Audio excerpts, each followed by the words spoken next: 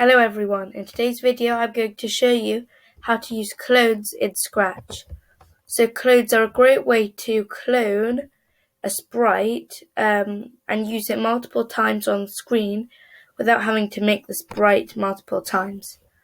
So if you go down to the Controls tab, all the way to the bottom, you'll see three blocks for coding, and these are used for clones. So there's one which is used at the start of a script, one in the middle, and one at the end. So I'm going to show you how to use each of these three blocks. So I'm going to make a basic script that when green flag is clicked, change X by 10, and I'm going to put that in a repeat loop. So it will move across the screen. Now I'm going to click this block and I'm going to do create clone of myself. I'm going to put that in the repeat loop. And basically what that will do is it will create a clone of the sprite that's selected. You can also make a clone of a different sprite, but we're just going to keep it as like our sprite that we're using right now.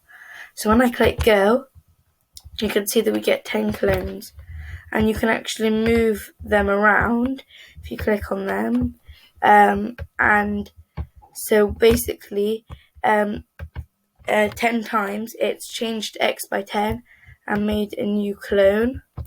And so that's how to create a clone. But what you might want to change certain things when you are a clone. So you can make a script. When I start as a clone, we're going to go to motion and we're going to change Y by 10. And then I'm going to use the last block, delete this clone, and that will delete the clone.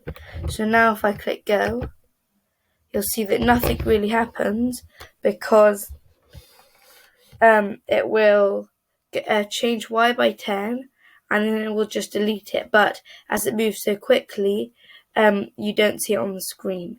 So this is how you use the blocks for cloning, and they are very useful when you need to use the same sprite a lot of times on the screen and don't want to have so many sprites. So that's how to use clones in Scratch. Thank you for watching.